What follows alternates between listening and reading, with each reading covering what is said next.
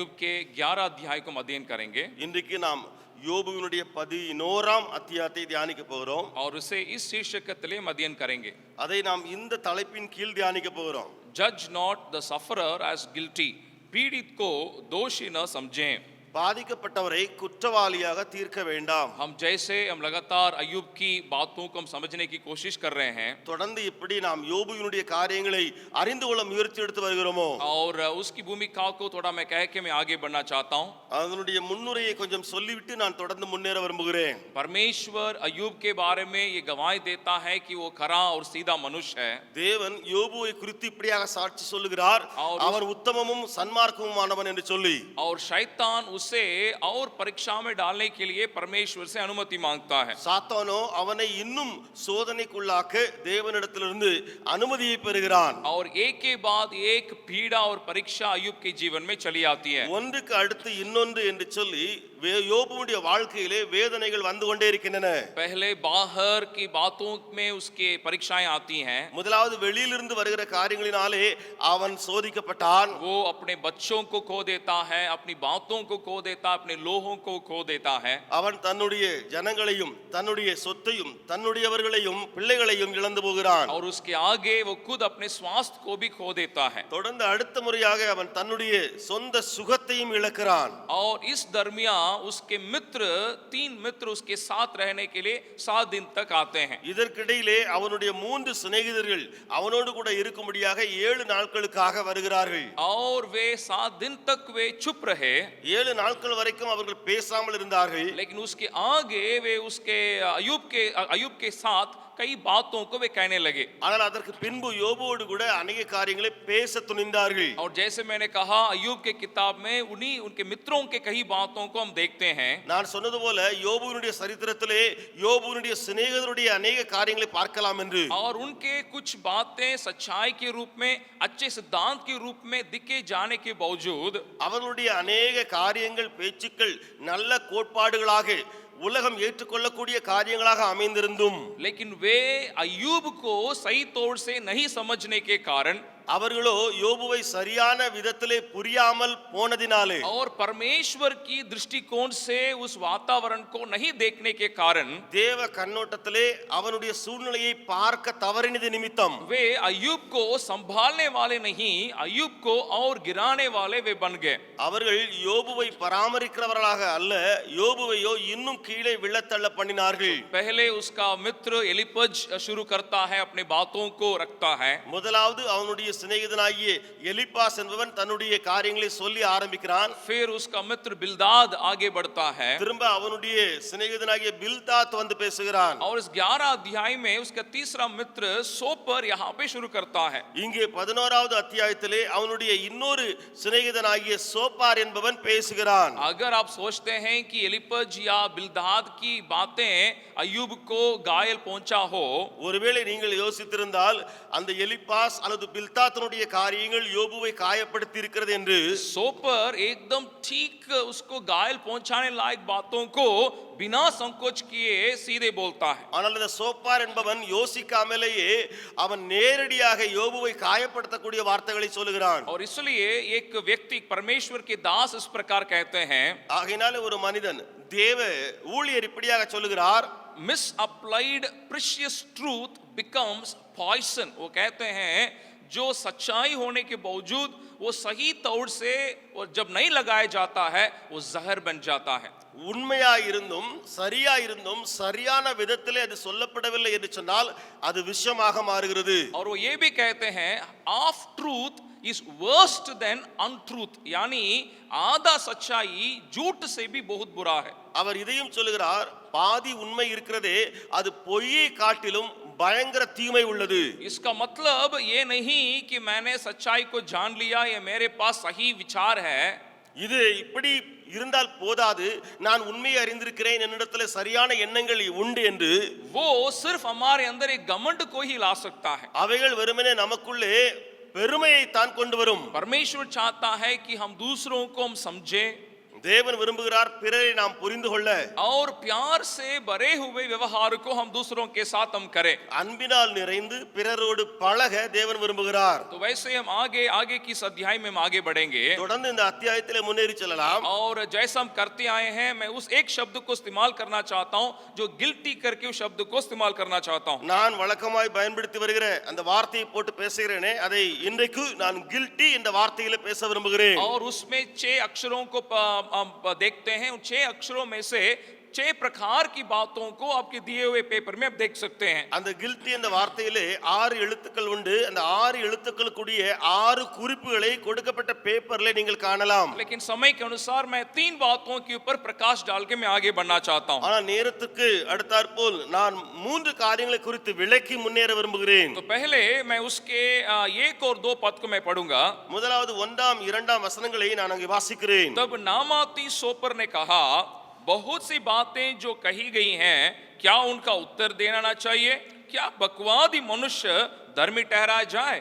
அப்பொழுது நாகமாத்தியனாகிய சோப்பார் பிரதியுத்தரமாக, ஏராளமான வார்த்தைகளுக்கு உத்தரவு சொல்ல வேண்டாமோ? வாய்ச்சால்கள் நீதிமாய் விளங்குவானோ? यहाँ शुरुआत में ही हम सोपर के दृष्टिकोण को हम समझने का यहाँ पे एक बात दिया गया है. இங்கே ஆரம்பத்திலேயே சோப்பருடைய கண்ணோட்டத்தை நாம் புரிந்து கொள்ள முடிகிறது. ये पहले ही उसने अय्यूब को एक अधर्मी करके उसने ठहरा दिया. முதலாவதே இவன் யோபுவை ஒரு குற்றமுள்ளவன் என்று சொல்லி அவன் நியாயப்படுத்துகிறான். और पहले ही उसके 2 मित्रों ने कई बातों को अय्यूब के पास में रख चुके हैं. முதலாவது வந்த சிநேகிதர்களும் யோபுவோடு கூட अनेक பேச்சுக்களை எடுத்தார்கள். लेकिन यहाँ सोपर वो रुकना नहीं चाहता, वो भी अपने बातों को रखना चाहता है. சோப்பாரும் நின்று விடாமல் அவனும் தன்னுடைய காரியங்களாய் பேசுகிறான். जब किसी कोई व्यक्ति मुसीबत में या जब पीड़ा में जब गुजरता है, எந்த ஒரு மனிதனாய் இருக்கட்டும், வேதனையிலோ வலியிலோ அவன் போகிற வேளையிலே उसके संग के लोग जो उसको नहीं समझते हैं, அவனோடு கூட இருக்கிறவர்கள் அவனை புரியாமல் இருக்கும்போது वे ये नहीं सोचते कि पहले ही कई लोगों ने उसके साथ बातें की हैं. वे ये सोचते हैं मैं जो समझता हूं उसको भी उनके समक्ष मुझे रखना है. அவர்கள் இப்படி நினைக்க மாட்டார்கள், அநேகர் இதற்கு முன்பு அவனுக்கு புரிய வைத்து விட்டார்கள் என்று சொல்லி. ஆனால் இவர்கள் எப்படி ஆரம்பிப்பார்கள்? நான் சொல்றதையும் அவன் கேட்கணும், நான் என்ன சொல்றனோ அதுதான் அவனுக்கு சரியா இருக்கும்னு நினைப்பார்கள். तो उसी प्रकार के विचार से यहाँ सोपर भी बोल रहा है अय्यूब के साथ. அதே எண்ணத்தோடு கூட சோப்பாரும் இங்கு யோபுவினிடத்துல பேசுகிறான். तो पहले वो किस प्रकार की बात को अय्यूब के साथ वो कर रहा है. முதலாவது என்னவித பேச்சுக்களை அவன் யோபுவோடு கூட செய்கிறான்? उसका 4 वचन को देखिएगा. 4ஆம் வசனத்தை பாருங்கள். तू तो यह कहता है मेरा सिद्धांत शुद्ध है और मैं परमेश्वर की दृष्टि में पवित्र हूं. என் சொல் சுத்தம் என்றும் நான் தேவனுடைய பார்வைக்கு துப்புரவானவன் என்றும் நீர் சொல்லுகிறீர். परंतु भला हो कि परमेश्वर स्वयं बातें करे और तेरे विरुद्ध मुंह खोले. ஆனாலும் தேவன் பேசி உமக்கு விரோதமாய் தம்முடைய உதடுகளை திறந்து. यहाँ सोपर क्या कह रहा है? अय्यूब के व्यवहार के ऊपर यहाँ पे एक सवाल उठा रहा है. இங்கே யோபுவினுடைய நடத்தையின் மேலே இந்த சோப்பார் என்பவன் ஒரு பெரிய கேள்வியை தொடுக்கிறான். यहाँ तक वो ये कह रहा है कि अय्यूब तुम कह रहे हो मेरा सिद्धांत शुद्ध है, मैं परमेश्वर की दृष्टि में पवित्र हूं.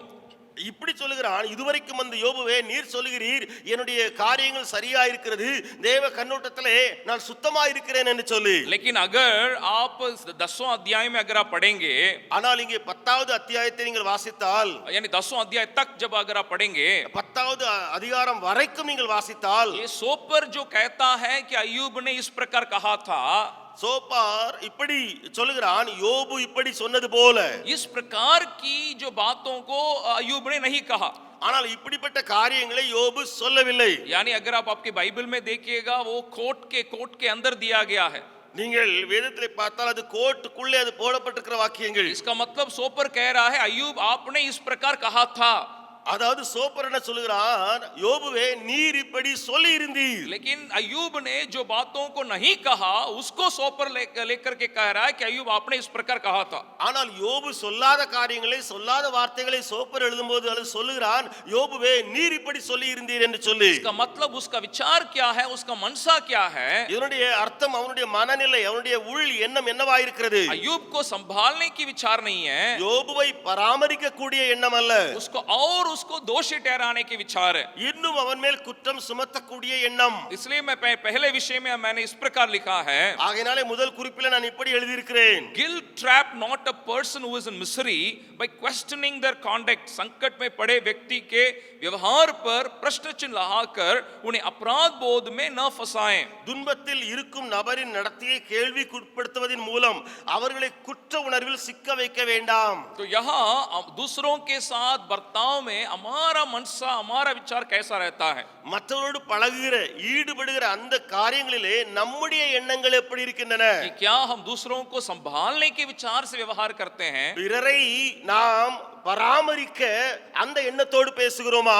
या नहीं तो वे कि उनके उनके ऊपर एक और दोष को हम ठहराने के विचार से, அல்லது அவர்களுக்கு இது போதாது என்று சொல்லி இன்னும் அவர்கள் மேல் குற்றம் சுமத்துகிறோமா? तो यहाँ पर एक सवाल हमारे मन में उठ सकता है, இங்கே ஒரு கேள்வி உங்கள் மனதில் எழும்பலாம். क्या पवित्र आत्मा हमारे मन में पाप के प्रति निरुत्तर नहीं करता? என்ன பரிசுத்த ஆவியானவர் பாவத்தை குறித்து கண்டித்து நம்மோடு கூட பேச மாட்டாரோ? यही पर शैतान के और पवित्र आत्मा की क्रियाओं में फर्क है। இங்கேதான் சாத்தானுடைய கிரியை பரிசுத்த ஆவியானுடைய கிரியைக்கு வித்தியாசம் உண்டு. पवित्र आत्मा भी हमारे पाप को दिखाता है, பரிசுத்த ஆவியானவர் நம்முடைய காரியங்களை காண்பிக்கிறார். शैतान भी हमारे पाप को दिखाता है, சாத்தானும் பாவத்தை அவன் காண்பிக்கிறான். लेकिन फर्क इसमें बहुत है। ஆனால் வித்தியாசம் இதிலே பல பேரு. शैतान हमारे पाप को दिखाने का मकसद यह है कि हमें दोषी ठहराना।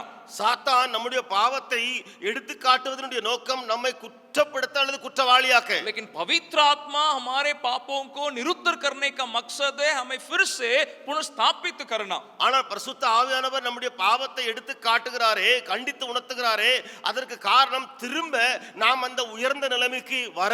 तो मुझे भी इस बात को सोचने की जरूरी है कि मैं किस प्रकार के प्रेरणा में होके प्रभाव में होके मैं दूसरों से मैं बातें कर रहा हूं। நான் இதையும் யோசித்தவனாய் இருக்க வேண்டும். எப்படிப்பட்ட காரியங்களால் உந்தப்பட்டு ஏவப்பட்டு பிறரோடு நான் பேசுகிறேன். मैं एक अध्ययन में मैंने इस प्रकार कहा था कि अगर आप किसी के यहाँ आप सलाह पाने या अपने बातों को रखने के लिए जाएंगे, நான் இப்படி என்னுடைய இந்த தியான கூடுகையில் இப்படி சொல்லி இருக்கிறேன். நீங்கள் யாராவது ஒரு வீட்டிற்கோ யாராவது ஒரு இடத்திற்கோ ஆலோசனை பெற வேண்டும் என்று சொல்லி போனால், कभी कुछ लोग ऐसे होंगे कि आप पहले आपके मन में जो तनाव था उनसे जाके बातें करने के बाद वो तनाव और बढ़ जाता है। சிலர் அப்படி இருப்பார்கள். நீங்கள் ஆலோசனை பெற போவீர்கள், ஆனால் அவர்களோ உங்களுக்குள்ள ஏற்கனவே டென்ஷன் இருக்கிறது. அந்த டென்ஷன்ல இன்னும் அவர்கள் பேச்சு காரியங்களை கூட்டிவிடும். और सोपर जैसे लोग क्या करेंगे, சோப்பாரை போலவர்கள் என்ன சொல்வார்கள்? अगर पहले से ही तो आपको मालूम है कि आपके जीवन में क्या गुजर रहा है, முதலாவதே உங்களுக்கு தெரியும் உங்களுடைய வாழ்க்கையில் நடக்கிற சம்பவங்கள். उनसे बातें करने से और आप एक दोषी भावना के साथ आप बाहर निकलेंगे। அவரோடு பேசின பின்பு வெளியே வரும்பொழுது இன்னும் குற்ற உணர்வோடு கூட வெளியே வருவீர்கள். तो मेरे साथ जब लोग बर्ताव आते हैं या मैं जब बर्ताव करता हूं उसका परिणाम उनके जीवन में क्या होती है। அப்படி என்றால் நான் பிறரோடு பேசுகிறேனோ அல்லது ஆலோசனை கொடுக்கிறேனே அதனுடைய விளைவு அவருடைய வாழ்வில் என்னவாயிருக்கும்? क्या ये कि मैं उनके दोषी ठहरा हूं, ஒன்று அவர்களை குற்றப்படுத்துகிறேனா, और या नहीं तो मेरा विचार ये है कि वे फिर से परमेश्वर के पास वे पुनर्स्थापित किए जाए, அல்லது என்னுடைய எண்ணம் இதுவா இருக்கிறதா திரும்ப அவர்கள் தேவனுக்குள்ளே ஸ்தாபிக்கப்படுவதா? और सोपर यही तक नहीं रुकता है, ஆனா சோப்பரோ இங்கே வரைக்கும் வந்து நின்று விடவில்லை. उसके बर्ताव में और भी वो गिर जाता है। அவனுடைய பேச்சு அல்லது நடக்கையிலே இன்னும் அவன் விழுந்து போகிறான். वो 5 और 6 पद को देखिए, 5-6 வசனங்களை பாருங்கள். परंतु भला हो कि परमेश्वर स्वयं बातें करे और तेरे विरुद्ध मुंह खोले, ஆனாலும் தேவன் பேசி உமக்கு விரோதமாய் தம்முடைய உதடுகளை திறந்து आओ तुझ पर बुद्धि की गुप्त बातें प्रकट करे कि उनका मर्म तेरी बुद्धि से बढ़कर है, इसलिए जान ले कि परमेश्वर तेरे अधर्म से बहुत कुछ भूल जाता है। உமக்கு ஞானத்தின் ரகசியங்களை வெளிப்படுத்தினால் நலமாயிருக்கும். உள்ளபடி பார்த்தால் அது இரட்டிப்புள்ளதாயிருக்கிறது. ஆகையால் உம்முடைய அக்கிரமத்துக்கு ஏற்றபடி தேவன் உம்மை தண்டிக்கவில்லை என்று அறிந்து கொள்ளும். यहाँ पे तमिल अनुवाद बहुत अच्छा है हिंदी से, இங்கே இந்தியை காட்டிலும் தமிழ் மொழிபெயர்ப்பு மிக அருமை. हिंदी थोड़ा हल्का ही है, இந்தி கொஞ்சம் எளிதாகவே இருக்கிறது. क्योंकि यहाँ सोपर कह रहा है इसलिए जान ले कि परमेश्वर तेरे अधर्म में बहुत कुछ भूल जाता करके लिखा है। இங்கே எழுதப்பட்டிருக்கிறது, நன்றாக அறிந்து கொள்ளும், உம்முடைய அக்கிரமத்திலே தேவன் அநேகவற்றை மறந்து விட்டார் என்று. लेकिन तमिल में और इंग्लिश में वैसा नहीं लिखा है ஆனா தமிழிலோ ஆங்கிலத்திலோ அப்படி அல்ல. कि जैसा तुम्हारे साथ परमेश्वर को तुम्हें दंड देना चाहिए था, बर्ताव करना चाहिए था, वैसा नहीं किया करके लिखा है. எப்படி எழுதியிருக்கிறது, உம்முடைய அக்கிரமத்திற்கு ஏற்றபடி தேவன் உம்மை தண்டிக்கவில்லை. इसका मतलब सोपर अयूब से क्या कह रहा है? அர்த்தம், சோப்பார் யோபுவிடத்தில் என்ன சொல்லுகிறான்? सोपर को थोड़ा भी अफसोस नहीं कि अयूब ने क्या क्या सामना किया. யோபு என்னவெல்லாம் சந்தித்து வந்தானோ அதை குறித்து கொஞ்சமும் வருந்தவே இல்லை இவன். सोपर ये कह रहा है जो कुछ तुमने सामना किया, जो भी पीड़ा में तुमने गुजरा, क्लेश में गुजरा, ये तुम्हारे लिए काफी नहीं है. அவன் சொல்லுகிற அர்த்தம் என்ன, நீ என்னென்னலாம் உமக்கு தண்டனை கிடைச்சதோ, என்னென்னலாம் நீர் கஷ்டப்பட்டீரோ, அது உமக்கு போதாது. इससे ज्यादा दंड पाने के, इससे ज्यादा क्लेश पाने के तुम योग्य हो, इसे समझ लो. இதை புரிந்து கொள்ளும், இதை விட அதிக தண்டனைக்கு பாத்திரவான் நீர், இதை விட அதிக ஒரு பெரிய தாக்கத்துக்கு பாத்திரவான் நீர். तो हम दूसरों के व्यवहार में हमारी बातें उनकी दर्द को बढ़ा रहा है या उसको कम करा रहा है. பிறரோடு பழகும் பொழுது அல்லது ஆலோசனை சொல்லும் பொழுது அவருடைய வேதனைகள் நம்மித்தம் பெருகிறதா அல்லது வேதனைகள் குறைகிறதா? इसलिए तीसरा उस विषय को अगर आप देखेंगे, ஆகையினால மூன்றாவது அந்த குறிப்பை பார்த்தால், increase not the pain of the sufferer by insisting that they deserve more than what they suffer. पीड़ित के दर्द को इस बात पर जोर देकर न बढ़ाएं कि वे जितना भुगतते हैं उसे अधिक पीड़ा के वे पात्र हैं. அவர்கள் அனுபவிப்பதை விட அதிகமான துன்பத்திற்கு அவர்கள் தகுதியானவர்கள் என்று வலியுறுத்துவதன் மூலம் பாதிக்கப்படுபவரின் வலியை கூட்ட வேண்டாம். तो हमें बारंबार परमेश्वर हमें इसी बात को सिखा रहा है. திரும்ப திரும்ப தேவன் நமக்கு கற்றுக் கொடுக்கிற காரியம், हम दूसरों को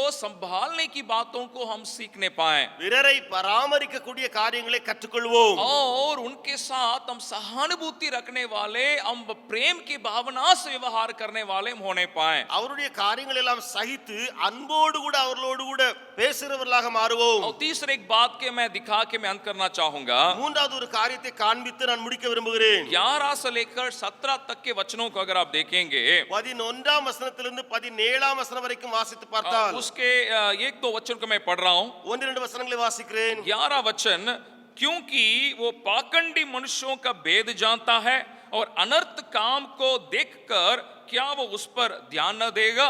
11ஆம் வசனம், மனுஷருடைய மாயத்தை அவர் அறிவார், அக்கிரமத்தை அவர் கண்டும் அதை கவனியாதிருப்பாரோ.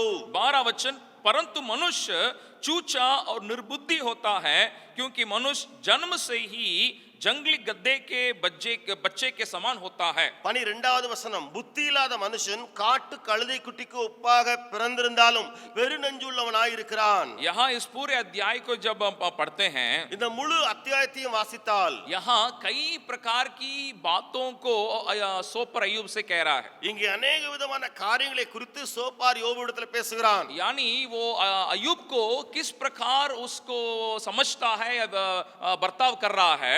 அதாவது யோபுவை எப்படி புரிந்து கொண்டு அவன் பழகுகிறான் பாருங்கள். वो उसे एक व्यर्थ मनुष्य समझता है. அவனை வீணான மனுஷன் என்று எண்ணுகிறான். He considers Job as worthless. ये उस अय्यूब को बिल्कुल बेमतलब की बातें समझता है. उस पूरे अध्याय में एक दो शब्दों को मैं वहां दिखाना चाहता हूं वचनों से. வசனங்களிலிருந்து முழு அத்தியாயத்திலிருந்து சில காரியங்களை நான் சொல்லட்டும். दूसरा वचन को अगर आप देखेंगे, வசனம் 2, वो अयूब को कह रहा है बकवादी मनुष्य. அவன் யோபுவை பார்த்து சொல்லுகிறான், என்ன சொல்லுகிறான், நீ பேசத் தெரியாதவர், வாய்ச்சாலகன் என்று சொல்லி அவன் பேசுகிறான். 11 वचन में कहता है पाखंडी मनुष्य. 11ஆம் வசனத்திலே மாயக்காரன் என்று பேசுகிறான். उसी में कहता है अनर्थ काम करने वाला. அவன் சொல்லுகிறான், நீர் அக்கிரமம் அல்லது நீர் வீணான கிரியை செய்கிறவர். 12 वचन में कह रहा है जंगली गद्दे के बच्चे. 12வது வசனத்திலே சொல்லுகிறான், நீர் காட்டு கழுதை कुट्टी என்று. यानी किस प्रकार के शब्दों का वो यहाँ पे इस्तेमाल कर रहा है. देखिए எப்படிப்பட்ட வார்த்தைகளை சோப்பார் பயன்படுத்துகிறார் பாருங்கள். यहाँ अयूब के परिस्थिति बहुत ही दयनीय है, पीड़ा से और क्लेश से भरा हुआ है. யோபுடைய நிலைமை மிகவும் மோசமாய் உடைந்து போய் அவன் இருக்கிறான். लेकिन जैसे मैंने कहा, उसके दो दोस्तों से बढ़कर यहाँ सोपर बहुत ही गिरा हुआ हालत में व्यवहार कर रहा है. இங்கே நான் சொன்னது போல முன்னே வந்த 2 நண்பர்களை காட்டிலும் மிக மிகவும் மோசமாய் மிகவும் விழத்தள்ளக்கூடிய வார்த்தைகளை சோப்பார் பேசுகிறான். ये सोपर के अंदर ये हिम्मत कैसे आया? சோப்பாருக்குள்ளே தைரியம் எங்கே இருந்து வந்தது? जब मनुष्य एक अच्छे स्थिति में जब रहता है, लोग इस प्रकार की बातों को आसानी से नहीं बोलेंगे.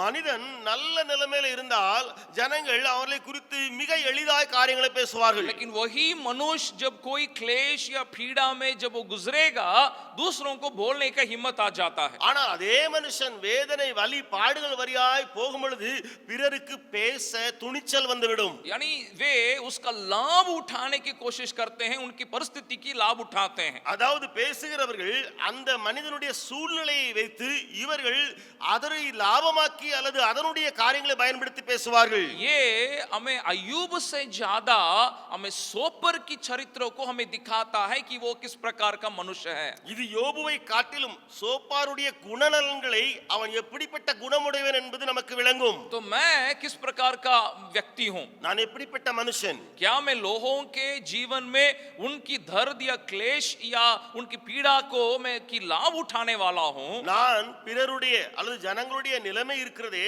பாடுகள் கஷ்டங்கள் இருக்கிறதே, அதைவை லாபமாக்கி பேசுகிறேனா? या उनको मैं संभालने वाला व्यक्ति हूं? அல்லது அவர்களை அதிலிருந்து பராமரித்து விடுகிறேனா? खास तौर से अगर मान लीजिए आप इस प्रकार के एक परिस्थिति में हैं, வைத்துக் கொள்ளுங்கள், இப்படிப்பட்ட சூழ்நிலையில நீங்கள் இருக்கிறீர்கள். किसी ने कोई गलती कर लिया யாரோ ஒருவர் தவறு செய்து விட்டான், और उसको आप जानते हैं, அதை நீங்கள் அறிவீர்கள். तो हम अगर हम सोपर जैसे अगर हम व्यक्ति हम रहेंगे, சோப்பாரை போல நாம இருந்தால் हम उस जानकारी को हम लाभ उठाएंगे. அந்த அறிவு அல்லது அந்த காரியம் தெரிந்த பின்பு அதை நாம் லாபமா பயன்படுத்துவோம். क्योंकि आप जानते हैं कि उसने क्या किया था. நீங்கள் அறிவீர்கள் அவன் செய்த காரியம். तो इस कारण उस क्या आप सोचेंगे, अरे मैं वो तुम्हारे बारे में तो मैं समझता हूं, इसलिए मैं जैसा भी चाहे तुमसे व्यवहार कर सकता हूं. உன்னை குறித்து எல்லாம் எனக்கு தெரியும்பா, நீ என்ன செய்தன்னு சொல்லிட்டு ஆகையினால என்னெல்லாம் என்ன பேச முடியுமோ என்னெல்லாம் செய்ய முடியுமோ செய்வேன். तो जैसे मैंने कहा, ये अय्यूब के बारे में नहीं, ये सोपर की व्यक्तित्व को हमें यहाँ भी दर्शा रहा है, दिखा रहा है. நான் சொன்னது போல யோபுவினுடைய காரியங்கள் இங்கே அதிகமாய் வெளிப்படாமல் சோப்பார் இருக்கிறானே அவனுடைய உள் மன நிலைமை குணங்கள் வெளிப்படுகிறது. परमेश्वर में सहायता करे कि हम परमेश्वर के प्रभु यीशु मसीह के बर्ताव को हम दूसरों के साथ करने के लिए தேவன் நமக்கு உதவி செய்வாராக. இயேசுவினுடைய அந்த குணங்கள் அவருடைய விதங்கள் அதோடு கூட பிறரோடு பழகுவோம். इसलिए पांचवां विषय में इस प्रकार हम वहां लिखे हुए देखते हैं. ஆகையினால ஐந்தாவது அந்த விஷயத்துல இப்படியாய் எழுத நீங்கள் காண்கிறீர்கள். Treat not a person in suffering and misery as worthless and wicked. पीड़ित और व्यतीत व्यक्ति को निर्बुद्धि और दुष्ट मत समझें. துன்பம் மற்றும் துயரத்தில் இருக்கும் நபரை புத்தி இல்லாதவர் மற்றும் பொல்லாதவர் போன்று நடத்த வேண்டாம். मैं नया नियम में से एक घटना को मैं दिखाने के लिए चाहूंगा. புதிய ஏற்பாட்டிலிருந்து ஒரு சம்பவத்தை நான் காண்பிக்க वहाँ விரும்புகிறேன். यीशु मसीह दो लोगों की प्रार्थना को लूका से सुसमाचार उसका 18 अध्याय में दिखाते हैं. இயேசு கிறிஸ்துவானவர் ரெண்டு பேருடைய ஜெபங்களை லூக்கா எழுதின சுவிசேஷம் 18வது அதிகாரத்திலே காண்பிக்கிறார். उसके 9 से लेकर के 14 तक के वचनों को अगर आप पढ़ेंगे, 9 14 வரைக்கும் நீங்கள் வாசித்தால் वहां दो लोग प्रार्थना कर रहे हैं, एक फरीसी और एक चुंगी लेने वाला. அங்கே ரெண்டு பேர் ஜெபிக்கும்படி போகிறார்கள். ஒன்று பரிசேயன், இன்னொன்னு ஆயக்காரன். मैं सिर्फ उन दोनों को प्रार्थना को मैं यहाँ दिखा रहा हूँ. நான் வெறுமனே ரெண்டு பேருடைய ஜெபத்தை மட்டும் காண்பிக்கிறேன். 11 वचन को देखिएगा. வசனம் 11. फरीसी खड़ा होकर अपने मन में यूं प्रार्थना करने लगा, हे परमेश्वर, मैं तेरा धन्यवाद करता हूं कि मैं दूसरे मनुष्य के समान अंधेर करने वाला, अन्यायी और व्यभिचारी नहीं और न इस चुंगी लेने वाले के समान हूं. பரிசேயன் நின்று, தேவனே, நான் பரிகாரர், அநியாயக்காரர், விபச்சாரக்காரர் ஆகிய மற்ற மனுஷரை போலவும் இந்த ஆயக்காரனை போலவும் இராததினால் உம்மை ஸ்தோத்திரிக்கிறேன். 12 वचन, मैं सप्ताह में 2 बार उपवास रखता हूं, मैं अपनी सब कमाई का 10वां अंश भी देता हूं. 12வது வசனம், வாரத்தில் 2 தரம் உபவாசிக்கிறேன், என் சம்பாத்தியத்தில் எல்லாம் தசமபாகம் செலுத்தி வருகிறேன். ओ परमेश्वर से कैसे प्रार्थना कर रहा है? அவன் தேவனிடத்தில் எப்படி விண்ணப்பம் பண்ணுகிறான்? हे प्रभु, मैं इसके समान मैं अधर्मी नहीं हूं. அவன் சொல்லுகிறான், ஆண்டவரே இவனை போல நீதியற்றவன் நான் அல்ல. ये परमेश्वर किस प्रकार हमें देखता है? தேவன் நம்மை எப்படி பார்க்கிறார்? ये नहीं कि मैं दूसरों के तुलना में मैं कैसा हूँ. நான் பிறரை ஒப்பிட்டு பார்க்கும் பொழுது நான் எப்படி இருக்கிறேன் அதுவல்ல. परमेश्वर ये चाहेगा कि हम परमेश्वर के तुलना में हम कैसे हैं. தேவன் விரும்புகிறார் தேவனை ஒப்பிடும் பொழுது நாம் எப்படி இருக்கிறோம். यानी इस फरीसी का व्यक्तित्व क्या है? दूसरे की तुलना में मैं बहुत ही मैं बेहतर व्यक्ति हूँ. இந்த பரிசேயனுடைய ஒப்பிடுதல் எப்படி? பிறரை நான் ஒப்பிடும் பொழுது நன்றாய் இருக்கிறேன். लेकिन अभी चुंगी लेने वाला का प्रार्थना को देखिएगा. ஆனால் ஆயக்காரனுடைய ஜெபத்தை பாருங்கள். 13 वचन, परंतु चुंगी लेने वाले ने दूर खड़े होकर स्वर्ग की ओर आंखें उठाने भी नहीं चाहा, वरना अपनी छाती पीट पीट कर कहा, हे परमेश्वर मुझ पापी पर दया कर. ஆயக்காரன் தூரத்தில் நின்று தன் கண்களையும் வானத்துக்கு ஏறெடுக்க துணியாமல் தன் மார்பிலே அடித்துக் கொண்டு, தேவனே பாவியாகி என் மேல் கிருபையாயிரும் என்றான். वे परमेश्वर के उपस्थिति में भी आने के लिए, उस मंदिर में आने के लिए भी उसका हिम्मत नहीं है.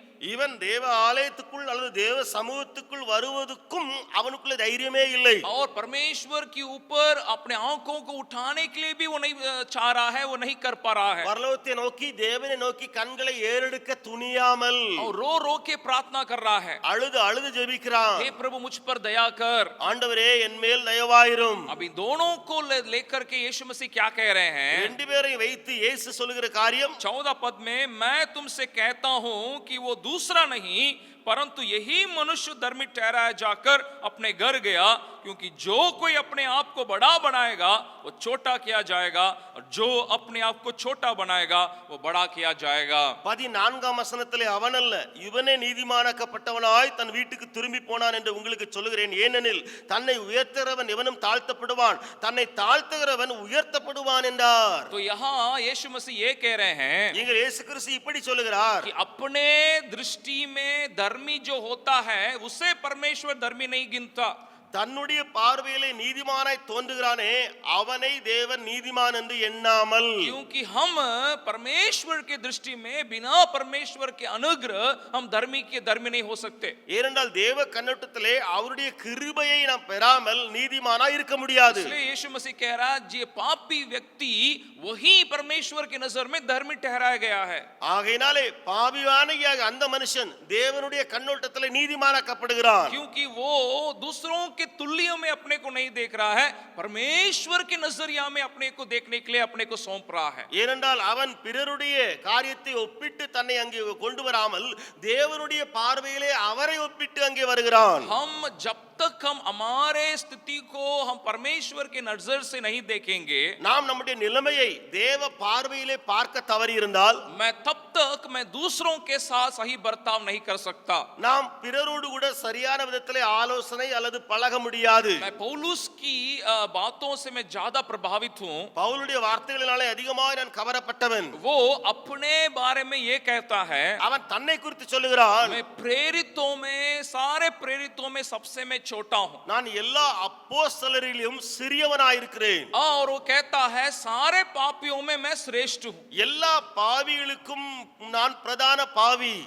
देखिए, मुझे मालूम नहीं कि अगर मैं भी उसको मैं कह पाऊंगा, ஒருவேளை நானும் அப்படி சொல்ல முடியுமா என்று சொல்லி யோசித்து பார்க்கிறேன். क्योंकि थोड़ा हम बड़े होने से ही हमारे अंदर एक घमंड चले आता है. கொஞ்சம் நாம் மேல வந்துட்டு சொன்னா நமக்குள்ள பெருமை வந்துரும். लेकिन इतना परमेश्वर के लिए कार्य करने के बाद भी पौलुस समझता है, इन प्रेरितों में सबसे मैं छोटा हूँ. இவ்வளவு கிரியைகள் ஊழியம் செய்த பின்பும் பவுலுக்குள்ள இருக்கிற உணர்வு என்ன?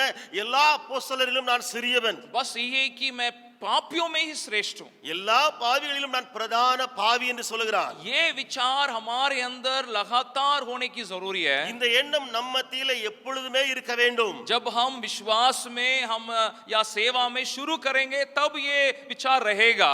ஊழியத்திலே ஆரம்ப காலகட்டத்தில் இந்த எண்ணங்கள் வரலாம். और हमारे विश्वास की जीवन की शुरुआत में ये विचार आए होगा. அல்லது விசுவாசத்தின் ஆரம்ப காலங்களிலே இந்த எண்ணங்கள் இருக்கலாம். लेकिन बहुत जरूरी है कि इसे हम आखिरी तक इसे हमें बनाए रखने की जरूरी है। ஆனால் இது மிக அவசியமான ஒன்று, நம்முடைய ஊழியத்தின் எல்லா கடைசி நாட்கள் வரைக்கும் இதை தக்க வைப்பது. तभी परमेश्वर मेरे आत्मिक जीवन से प्रसन्न रहेगा, அப்பொழுதுதான் தேவன் நம்முடைய ஆவிக்குரிய வாழ்க்கையிலே பிரசன்னராயிருப்பார், हमारे सेवकाय से वो प्रसन्न रहेगा, நம்முடைய ஊழியத்திலே பிரியமாயிருப்பார், और मेरे दूसरों के साथ के बर्ताव से परमेश्वर प्रसन्न रहेगा। பிறரோடு பழகுகிற விதத்திலே தேவன் பிரியப்படுவார். मैं एक व्यक्ति के जीवन को मैं दिखाने के लिए चाहूंगा। ஒரு மனிதனுடைய காரியத்தை சொல்ல விரும்புகிறேன். मैं एक दिन मैं विलियम विल्बरफोर्स के बारे में थोड़ा मैंने जिक्र किया था। நான் ஒரு முறை வில்லியம் வில்பர்ஃபோர்ஸை குறித்து கொஞ்சம் இங்கு விளக்கி பேசினேன். किस प्रकार भारतवर्ष में जो मिशनरी विलियम केरी के साथ उन्होंने कार्य करने में उन्होंने मदद किया। எப்படி நம்முடைய இந்தியாவிலே வில்லியம் கேரி அவரோடு கூட இணைந்து ஊழியத்திலே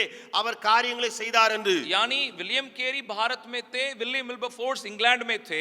வில்லியம் கேரி இந்தியாவில் இருந்தார், வில்லியம் வில்பர்ஃபோர்ஸ் என்பவர் அவர் இங்கிலாந்தில் இருந்தார். तो यहाँ सती प्रथा को खत्म करने के उस कानून को लाने के लिए वहां इंग्लैंड के पार्लियामेंट में विल्बरफोर्स ने कार्य किया। இங்கே சத்தி என்று சொல்லி ஒரு பயங்கரமான ஒரு காரியம் இருந்ததே, சட்டம், அதை நீக்குவதற்காக வில்லியம் வில்பர்ஃபோர்ஸ் இங்கிலாந்தில் இருந்து கொண்டு அங்கே உள்ள பார்லிமென்ட்ல இதற்காக பேசினார். वो 1-2 साल में वो कार्य पूरा नहीं हुआ, 1-2 ஆண்டுகளுக்குள் அது நிறைவடையவில்லை. लगभग 20 साल से भी ऊपर उनको वहां पे उसके लिए संघर्ष करना पड़ा। கிட்டத்தட்ட 20 ஆண்டுகளுக்கு மேலாக அவர் இதற்காக விரோதமாய் போராட வேண்டியிருந்தது அங்கே. और वो कानून तब बना जब वो मरने के समीप थे।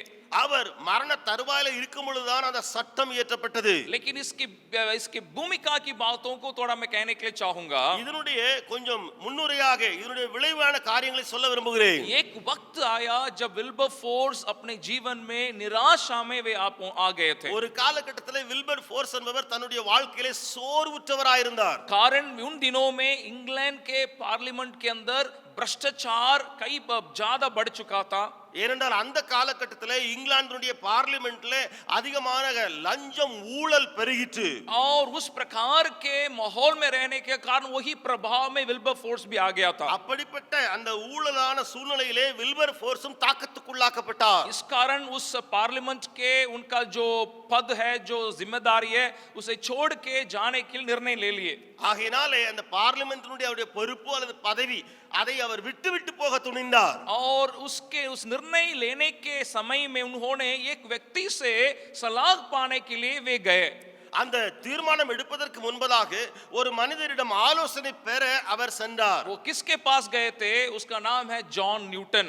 யாரிடம் சென்றார் என்று சொன்னால் அவருடைய பெயர் ஜான் நியூட்டன் என்பது. और ये जॉन न्यूटन एक परमेश्वर के सेवक रहे। இந்த ஜான் நியூட்டன் ஒரு தேவ ஊழியராய் இருந்தார். लेकिन परमेश्वर के सेवक होने के पहले वे एक स्लेव ट्रेडर थे, यानी लोगों को गुलाम बना के बेचने वाले व्यापार करने वाला था। ஆனால் தேவனை அறிவதற்கு முன்பதாக அவர் ஒரு ஸ்லேவ் ட்ரேடராக இருந்தார். அதாவது ஜனங்களை அடிமையாக்கி கைதிகளாக்கி அவர்களை விற்று போடுகிற தொழில். जॉन न्यूटन के साथ विल्बरफोर्स की वो मुलाकात, ஜான் நியூட்டனோடு கூட அந்த வில்பர்ஃபோர்ஸுடைய சந்திப்பு இருக்கிறது. वो विल्बरफोर्स के अंदर फिर से आशा को जता दिया था। அது வில்பர்ஃபோர்ஸுக்குள்ளே திரும்ப நம்பிக்கையை தழைக்க செய்தது. और आगे परमेश्वर के लिए स्थायी रूप से कार्य करने के लिए उनको आगे बढ़ाया। தொடர்ந்து தேவனுக்காக நிலையாக திடத்தன்மையாக நிருந்து வேலை செய்வதற்கு உதவிற்று. उसका कारण क्या है? காரணம் जॉन न्यूटन विल्बरफोर्स को समझ सके। ஜான் நியூட்டன் என்பவர் வில்பர்ஃபோர்ஸை நன்றாய் புரிந்து விட்டார். जब मैं दोनों के जीवन को जब मैं देखता हूं, कई प्रकार की आम बातों को भी मैं देखता हूं। ரெண்டு பேருடைய வாழ்க்கையும் நான் தியானிக்கிற வேளையிலே ரெண்டு பேருக்கும் இடையே பொதுவான குணங்களையும் பார்க்கிறேன். जॉन न्यूटन का मां बहुत आत्मिक थी, ஜான் நியூட்டனுடைய தாயார் அதிக ஆவிக்குரிய தன்மை உடையவள். लेकिन उनके 7 उम्र में उनका मां गुजर गई। ஆனால் இவருடைய 7வது வயதிலே தாயாரை இழந்தார். वो अपने पिता के द्वारा बढ़ाया गया, जो बिल्कुल आत्मिक नहीं थे, दुनियादारी व्यक्ति थे। தகப்பனால் வளர்க்கப்பட்டவர், முழுவதும் உலகத்திலே மூழ்கி போனவர், ஆவிக்குரிய தன்மை இல்லாதவர். उनके पिताजी उस गुलामी के व्यापार करते थे, इसलिए जॉन न्यूटन भी उसी में ढकेले गए। தகப்பனார் அந்த அடிமைகளை விற்று போடுகிற தொழில் செய்ததுனாலே ஜான் நியூட்டனும் அதே தொழிலில் இருந்தார். वैसे विल्बरफोर्स को अगर जीवन को देखेंगे उसका पिताजी बहुत आत्मिक थे, ஆனால் வில்பர்ஃபோர்ஸ் உடைய வாழ்க்கை பாருங்கள், அவருடைய தகப்பனார் அதிக ஆவிக்குரிய தன்மையுடையவர். लेकिन जब विल्बरफोर्स 9 साल का था उसके पिताजी गुजर गए थे. வில்பர்ஃபோர்ஸ் 9 வயது இருக்கும் பொழுது தகப்பனாரை இழந்தார். वो उसके माँ के द्वारा बढ़ाया गया जो आत्मिक नहीं थी, दुनिया के ऊपर ज्यादा मन लगाने वाली थी. இப்பொழுது வில்பர்ஃபோர்ஸ் அவர்கள் தாயாராலே வளர்க்கப்பட்டவர். தாயாரோ அதிக ஆவிக்குரிய தன்மையுடைய ஒரு தாயாராக இருந்தார். तो दोनों के भूतकाल के जीवन इसी प्रकार के होने के कारण में दुनिया में ज्यादा मन लगाने वाले रहे. இப்படி காரியங்கள் இருந்ததினாலே அவர்கள் உலகத்திலே அதிகமான கவனம் வைக்கிறவர்களாக இருந்தார்கள். और इस कारण उसी परिस्थिति में जॉन न्यूटन प्रभु यीशु मसीह को अपने जीवन में ग्रहण करते हैं. இந்த சூழ்நிலையிலே ஜான் நியூட்டன் ஆண்டவரை இயேசுவை ஏற்றுக்கொள்கிறார். और ग्रहण करने के बाद भी लगभग 1-1.5 साल वे एक इधर उधर की जीवन को बिताने लगे. ஏற்றுக்கொண்ட பின்பும் 1.5 ஆண்டுகளாக இங்கேயும் அங்கேயும் தடுமாற்ற வாழ்வை வாழ்ந்தார். लेकिन उसके बाद परमेश्वर ने उनको एकदम पक्का उनको पकड़ लिया था. ஆனா அதற்கு பின்பு ஆண்டவர் அவரை சரியாய் பிடித்து விட்டார். और तब जॉन न्यूटन जाकर के उन्होंने इस गीत को रचाया. அப்பொழுது ஜான் நியூட்டன் போய் இந்த பாடலை ஏற்றினார். तो एक अंग्रेजी गीत है, amazing grace how sweet the sound. Amazing grace என்று சொல்லி ஒரு அருமையான ஆங்கில பாடல் அது. और उस गीत में वो ये कहते हैं, ये अनुग्रह कितना बड़ा अनुग्रह है जिस कारण परमेश्वर ने मेरे जैसे पापी को भी बचा लिया है. அந்த பாடலின் அர்த்தம் தேவ கிருபை எவ்வளவு பெரிதா இருக்கிறது, அது நிமித்தமாக இவ்வளவு பயங்கரமான பாவியையும் ரட்சித்து விட்டாரே. खोया हुआ था, अंधा था, परमेश्वर ने मुझे पा लिया, अब मैं देख पाता हूं. நான் தொலைந்து போயிருந்தேன், பாவியா இருந்தேன், தேவனோ என்னை கண்டுவிட்டார். इस बात को जॉन न्यूटन नहीं भूलने के कारण, இந்த காரியத்தை ஜான் நியூட்டன் மறந்து போகாததினாலே विल्बरफोर्स जब उनके पास जब आया, வில்பர்ஃபோர்ஸ் இவரிடத்தில் வந்தபோது उसने उन्हें दोषी नहीं ठहराया, उनके अंदर फिर से आशा को जता सका. அவரை குற்றப்படுத்தாமல் அவருக்குள்ளே திரும்ப நம்பிக்கையை ஊட்டினார். इस कारण वापस विल्बरफोर्स उसी पार्लियामेंट में जाके वे परमेश्वर के लिए कार्य कर सके. ஆகையால திரும்ப இந்த வில்பர்ஃபோர்ஸ் அதே பார்லிமென்ட்டுக்கு போய் திரும்ப வேலை செய்ய ஆரம்பித்தார். और उस पार्लियामेंट के अंदर आत्मिक लोगों को इकट्ठा करके वहां बहुत बड़े कार्य वहां पे हुआ था. அந்த பார்லிமென்ட்ல ஆவிக்குரியவர்களை சேர்த்து ஒரு பெரிய காரியம் அங்கே நடந்தது. और परमेश्वर ने विल्बरफोर्स के द्वारा कई नैतिक कानूनों को लाने के लिए उनको इस्तेमाल किया. தேவனாய கர்த்தர் வில்பர்ஃபோர்ஸ் மூலமாக अनेक சரியான சட்ட திட்டங்களை அவர் அங்கே ஏற்ற ஆரம்பித்தார். तो मैं यहाँ पे हम अपने को यहाँ पे हम रखने के लिए हम चाहेंगे, இங்கே நம்மை நாமே வைத்து நம்மை ஆராயலாம். हमारे बर्ताव दूसरों के साथ अगर सही रहेगा, நம்முடைய ஈடுபாடு பிறரோடு சரியா இருக்கும் என்றால் दूसरों को बना सकता है. பிறரை உருவாக்கும். लेकिन अगर हमारे एक गलत एक शब्द भी, ஆனால் நம்முடைய ஒரு தவறான வார்த்தை இருக்கிறது, அது वो एक मनुष्य को दोषी ठहरा के बिल्कुल परमेश्वर से दूर भी खींच के ले जा सकता है. அதே ஒரு மனிதனை குற்ற உள்ளவனாக்கி அவனை தேவனிடத்திலிருந்து முழுவதுமாய் பிரித்து விடும். इसलिए परमेश्वर में सहायता करें कि हम दूसरों के साथ यीशु मसीह के जैसा हम बर्ताव करने के लिए, ஆகையால தேவன் உதவி செய்வாராக. பிறரோடு இயேசு கிறிஸ்து பழகுறது போலவே நாம் பழக, दूसरों को व्यर्थ ठहराने के लिए नहीं, பிறரை நாம் ஒன்றும் இல்லை என்று சொல்லி சாதிக்க அல்ல. हम अपने आप को ये समझें कि मैं एक व्यर्थ व्यक्ति हूं, I am a worthless person, उस विचार से हम दूसरों से बर्ताव करें. நானோ ஒன்றுக்கும் பாத்திரவான் அல்ல என்று சொல்லி அந்த எண்ணத்தோடு கூட நாம் பிறரோடு பழகுவோமாக. आइए हम प्रार्थना करें. நாம் ஜெபிக்கலாமா?